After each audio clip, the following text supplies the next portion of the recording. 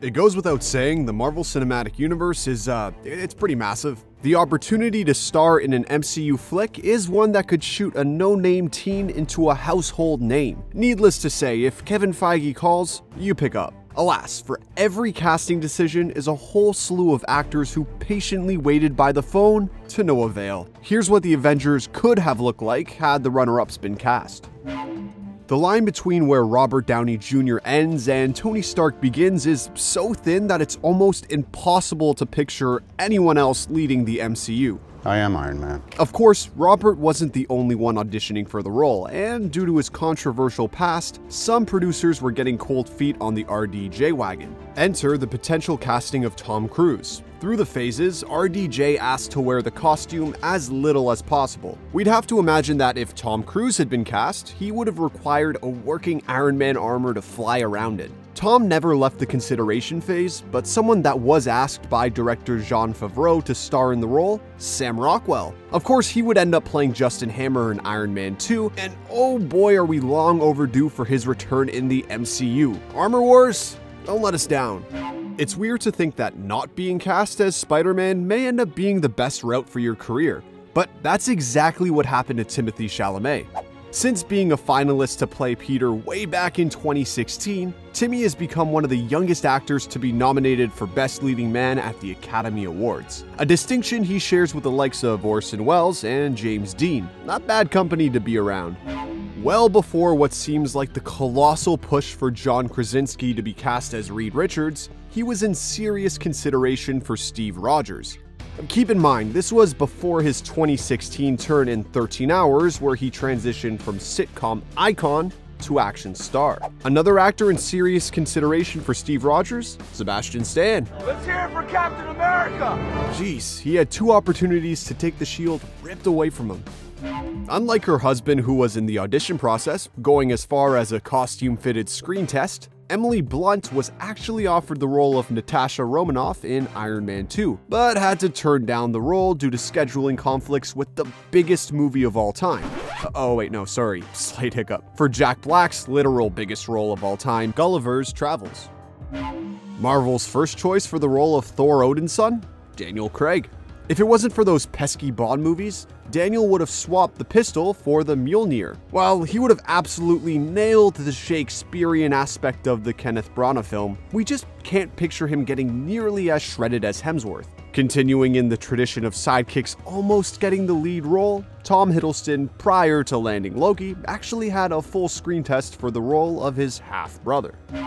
It's kind of hard to imagine what kind of role Bruce Banner would have had in the MCU, provided if Edward Norton stayed in the role. Well, what's even zanier is if it was actually Eric Bana still in the role. That's right, early talks at Marvel had the 2008 Incredible Hulk being a soft reboot of the Ang Lee adaptation, which would have potentially saw the return of Bana. While Eric himself is a fine actor, it's probably a good thing that Marvel distanced themselves from those Gamma Dog things. This is kind of ironic as Norton himself was on the shortlist for the 2003 film, while Mark Ruffalo was considered for the 2008 film. I guess what I'm trying to say is, if by the off chance you lost out to a major superhero role, don't be too bummed out. Just give it like, I don't know, 4 years, they'll reboot and recast. While casting directors are out there scouring the millions of potential actors that could feasibly lead a multi-billion-dollar franchise, the studio puts out general archetypes to help guide casting agencies when they submit their clients. This doesn't necessarily mean they want that specific actor, just that they want their general vibe. A recent example for this would be for Moon Knight, where they were searching for a Zac Efron type, before landing on Oscar Isaac. Okay, maybe it doesn't always pan out the way one expects. One of these archetypes set out for Wanda Maximoff was to be Saoirse Ronan, which would have been an interesting parallel to her current career of high accolade indie flicks. Rounding out the original 6 is Hawkeye. After auditioning and not landing Captain America, Jensen Ackles was offered the role of Hawkeye for the Avengers. Due to his commitment of starring in Supernatural, he had to pass on the role. This is one of the odd times where I would have actually loved to see the casting come to fruition. Jensen seems like the perfect match for a Matt Fraction-esque take on Clint Barton. While Joaquin Phoenix would later adapt the role of the Joker in, well, Joker. He was the studio's second pick to play the Sorcerer Supreme after Benedict Cumberbatch turned down his first offer. Phoenix ended up turning down the role as he didn't want to be attached to a multi-picture deal. Who knows, with Sam Raimi now getting the ability to direct Doctor Strange, a project he himself originally passed on, could we potentially see Joaquin make a cameo in the Multiverse of Madness? So it turns out just about everyone was seriously considered before James Gunn cast Chris Pratt as Star-Lord. A whole slew of A-listers screen-tested for the role, from Lee Pace to Joseph Gordon-Levitt. Heck, even Glenn Howerton of It's Always Sunny in Philadelphia was heavily considered by Gunn before Pratt got a chance. Glenn isn't the only It's Always Sunny alum to have almost made it onto the Guardians roster. Due to the role of Rocket being designated to VO, anyone could have nabbed the role, regardless of age or looks. This ended up leaving a hefty list of comedic heavyweights that almost got the role, including Adam Sandler, Jim Carrey, and the man, the myth, the legend, Danny DeVito. Drax the Destroyer, a being whose existence revolves around murder. As you may imagine, before Dave Bautista landed the role, many muscle-clad men were in contention, including Jason Momoa and Shad Gaspard. Turns out the casting of Drax ended up being another case of an auditionee getting turned down for the role, but offered another part in return. The person they turned down for the role of Drax? Chadwick Boseman. Of course, the role they did offer instead was King T'Challa, which Chadwick has left an irreplaceable mark on.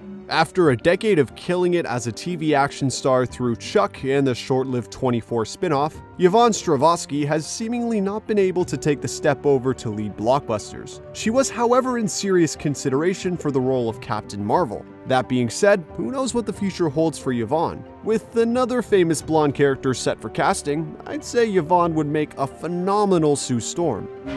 Evan Peters is Quicksilver. Did I just send you through a WandaVision-induced nightmare? It's alright. As it turns out, while Age of Ultron was being developed, some of the team over at Fox, including Hugh Jackman and comic writer Mark Millar, made attempts to sway Kevin Feige to cast Evan Peters in the role of Pietro, to help bridge the Foxverse and the MCU. While the Quicksilver ship has seemingly sailed, the fate of Ralph was left ambiguous, so perhaps we may see Evan Peters again in the near future. Rounding out the list is a potential young Avenger who attended various rounds of auditions, got to the screen test, was cast, and even filmed her role before being cut from one of the biggest movies of all time. Katherine Langford was cast as an aged-up version of Morgan Stark for Tony to meet inside of the Soul Stone before his eternal rest. The scene ended up being cut as her casting was confusing to screening audiences, considering a much younger Morgan was already introduced in the movie, and it took away from the pacing of Tony's sacrifice. We could talk about the Avengers castings that almost happened prior to the MCU. The most interesting casting for that would have been Leonardo DiCaprio in James Cameron's Spider-Man. If you haven't read that script yet, it's floating around with iconic quips from Spider-Man, including, "If you worthless chunks of vomit show your faces around here again, I'll decorate my Christmas tree with your intestines."